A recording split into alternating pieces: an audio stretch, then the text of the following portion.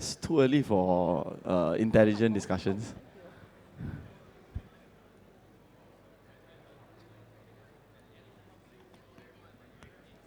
Hi, everyone. They lost my phone. Yeah. Morning, and thanks for coming all the way.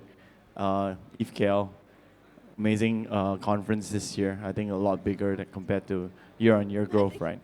And we're thankful to be here. And for all those from abroad, we welcome you to KL, Malaysia, and hope you're having a great time. My name's Ian. I'm from Lydian Labs, and we are a Web3 solution provider, come incubator. And we'll start off with some introductions from my panelists when they are ready. We'll start off with some introductions, even though you guys just did a panel, but let's just do a brief one through anyway. Mike? Oh, I have a mic here. Oh, yeah, there you go. Yeah, we can start off with Cheryl. Go ahead. Just a quick one, introduction. Hi, my name is Cheryl. I'm head of APAC of Pudgy Penguins. We are the #1 NFT and also the Web3 IP as well. And Nicole? Hi, guys.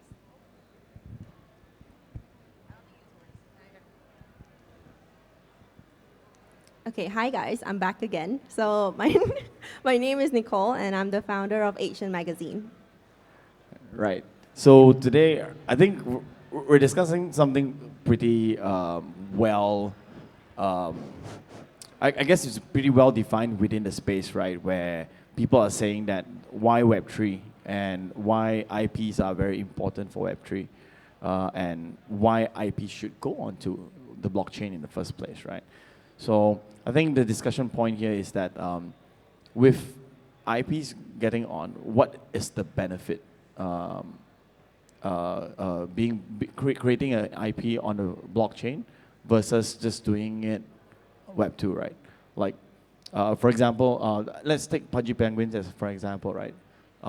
Tremendously successful, right? My niece, my cousins, they are using the GIFs as well, all right? So is there even a need to even be on the blockchain in the first place, right? So just using that as an example. And we start off with that question first, right? And that goes both Cheryl and Nicole. We can start off with Cheryl first. Yeah, so when everything started, we found a little gap in between the creators and also the big organizations like Marvel or even Disney. So we found out that there are a lot of creators that do not get compensated well or even fairly. So we felt like with the blockchain technology, we'd be able to take care of that aspect that we always like give it back to community and also the artists. So when every Pudgy Penguins toys here, they have a little QR code here too. So whenever everyone scan the QR code, it brings you to the Pudgy world, and it's just a Gmail that you have to just put it in. It's really cute. So with that, the blockchain technology like behind every toy that sell in the whole world, the creators or the NFT owners will get XX amount of royalty. So it compensates back to the community. Right. So that's so what you're talking about is revenue share, utilizing the blockchain, right? Okay. How about Nicole? Like on your from your perspective as a NFT collection like owner, right? Why the blockchain in the first place? I think when I think of a lot of things, especially when I meet like Web2 people, they would say that some things it's already going really well. You don't need the blockchain, and that keeps me wondering and thinking on every product, every aspect. Do we actually need the blockchain? And when I was in NFT Paris, I managed to speak to Nelly from Louis Vuitton, and she was the head of innovation at Louis Vuitton.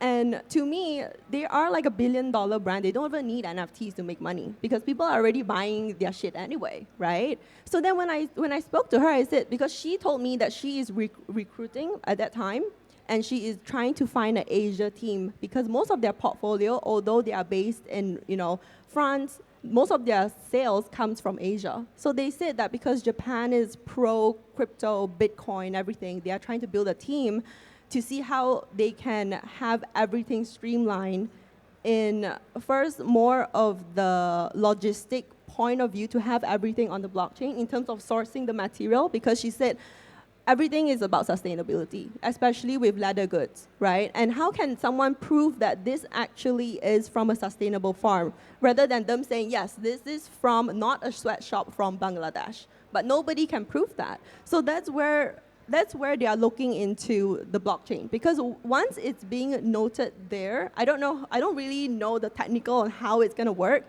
but in terms of a user, you can scan a QR code or kind of put like a RFID on it, and you can see this material comes from a sustainable factory and not from kids in like Bangladesh, right? So that's one way to gain customers' loyalty and trust. Because nowadays, brands can't just come up and say, this is a sustainable material, dot. You need to prove, you need to show proof on how can you prove that. And because back then, how supply chain works is that let's say it started from cotton. Cotton will sell to, let's say, factory A, factory B, factory C, factory D. So factory D would not know where actually the cotton comes from. But with blockchain, you'll be able to see the whole trace of line, the IP address, who logged it in, and everything. So that's one biggest problem that they're trying to solve. Secondly is they notice that they can't be targeting old money that has money to buy their products, because kids are growing up and kids are facing my kids play Minecraft, and that will be the Minecraft world. I told my daughter, I said, one day, what if you can buy something through Minecraft? And she said, that would be awesome. So brands that would want to last forever, they'll need to adapt. And even for her, I don't tell her what Bitcoin is. There was one day she told me, like, Mommy, you need to buy Bitcoin. And I was like, who told you that? And she's like, YouTube. I'm like, wow. And that's when we are doing one thing right? So she still has kind of no idea what I do, because all she knows is, I'm just like a mom to her. But going back, I do see that, although things are doing so well, retail is doing well, we don't need NFTs, we don't need crypto, we don't need RWA, but you can see the trend is shifting. And people like our kids will grow up and be like, huh, you still go to the store to buy an iPhone? So lame. Like, I hope I can buy it in Minecraft. And that's where technology comes in. And with technology, there is NFTs for you to, ooh, your son is coming up. Yeah, so going back, I do think right now the world can go without it. We can still live on without crypto, without NFTs. But that is what the future needs, and that is what our kids need. So that's why we're here, building the foundation. And look at this cute Pudgy penguin. Just now when I was showing up, my son was like, he wants it. So you can see that the younger kids, this is what they are looking for. Yeah. Right. So sorry? We're running. Oh, okay. So right, yeah. So from Cheryl's perspective, I think it's more on a product side, right? And also incentivization of creators, and which is really, really important, right? Today, Van Gogh isn't the kids of Van Gogh isn't getting any royalty from today, aren't they? Right? And from Nicole's side, I think you're talking a little bit more about the supply and demand, traceability, and that's important, right? The blockchain has to have some form of utility. If not, then why adopt it in the first place, right? So I have been told that we have not much time, so I will try to cut this short, right? In terms of NFTs and digital ownerships, there's two NFT-based projects here right now. Monetizing the IP through Web3. How much more can you give back as an NFT collection back to your collectors or your holders? How do you foresee that you can actually drive actual value back to each and every one of the holders above and beyond, basically? Because we are talking about NFTs, right? And we're talking about, at the end of the day, we want to talk about value. Value has to go both ways, correct? Yeah, so for Pudgy Penguins, we about like 2 years or about a year back, we found out that whenever we say about utility, it kind of like capped into the floor price as well. We feel like, oh, if I can put XX number amount, like how many toys can I sell worldwide? And if buying one Pudgy Penguins is about 30 to 40,000, and if I only earn 1 or 2,000, it doesn't make sense for a lot of holders. So we kind of pivot. And we change it to like it's not about utilities, it's about the perks. So getting into NFT community for Pudgy Penguins, you get a lot of perks in terms of like you get exclusive memberships to a lot of events. You get the partnerships, and the people that comes into the NFTs for Pudgy Penguins is mostly builders. So with that builder's mindset that we always build things together, this is the kind that the money can buy. You can't put XX amount of money and dollar signs to it. So we pivot to like perks is bigger than utility. Apart from that, of course, we want to win together. Luca always emphasized on we always have to give it back. So even though we are doing L2 abstract chain, we still have like maybe like 10 or 20%. We still want to give it back to the community. The royalties will give it back to the community. By far, I've not seen much of the NFTs out there that would really, after the NFT mint, how would they entice more community to be part of it? So those are the ways. Nicole? Well, for Asian NFT, when we started, the community wanted, because that was 3 years ago, the DAO trend was there, and they was like, we need a DAO. So then we're like, okay, we're gonna create a DAO. So then we have this called community-led fund, and right now we still have, I think about probably 40,000 USD in that DAO. So we have that, and how that came about is from the transaction fee. So 2.5% goes to that DAO. So we have like 30 ETH or something like that, or 20 plus ETH.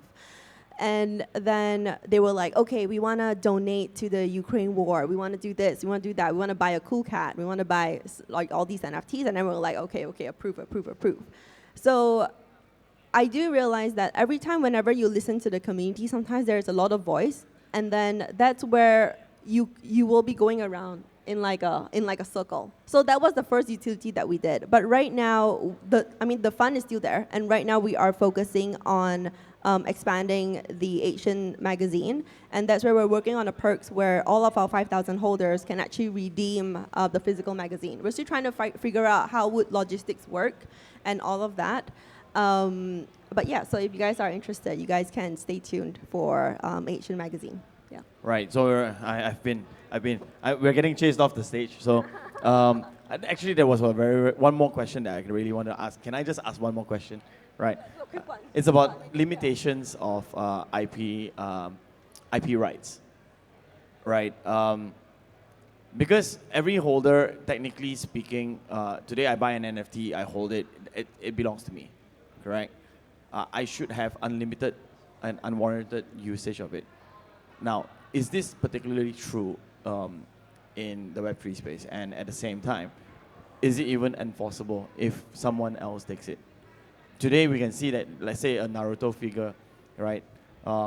People are just going to take it and print T-shirts and sell it, right? And you can't stop them, right? Is there any way you feel that on the blockchain? Is there any way to kind of like limit that? Well, for Pudgy Penguin side, we still trying to figure that out, the balance of the decentralization and also the centralized. As far as we would love to support each and NFT Pudgy Penguins holders to do their own thing, but we also want to protect them, make sure that IP infringement case would not affect like the main brand too, and also the community kind of good vibes. There are like some clauses is like no porns or no alcohol that associated with Pudgy Penguins. But however, we are still thinking like what is the balance? We still want the creativity part. We still want people to innovate and push the boundaries. But where are the boundaries and how can you keep protected? So blockchain, of course, it helps in a certain way, but I don't think it's like 100%. We still need the centralized governance and transparency to protect our holders and the brand. I agree. Like you see MBA, for me, I would say that I don't think true decentralization still works yet. especially with IPs. Imagine if like the Bored Ape, let's say they have MBAs, right? And if let's say I want to use my ape and I want to do like weird stuff to it, like maybe child PORN, right? Then can I do that? Although they said that you own full rights to it. So technically you can't. So if I can't do that, then true decentralization doesn't exist yet. Because, as you said, like IPs, it will actually ruin the entire brand. And then although that happened, the founder can't come up and say that, but that is not part of our brand. But because the image carries the brand, legally, you still can take legal action against the damages for the reputation. So I think that's like a really tricky question. I don't think any of the NFT projects has kind of figured that out. Yeah, so I would say right now it's still centralized right now. We'll need to wait for the next the next wave of NFTs, right? Yeah. All right, thank you very much. Thanks for being here, and then Thank give a you. warm round of applause for the panelists. Woo! Let's take a photo. Yeah. Let's take a photo. With the kids.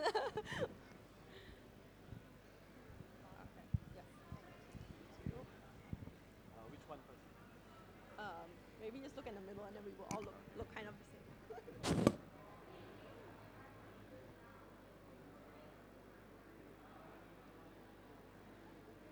I can't wait to give you guys this. But next year. Can.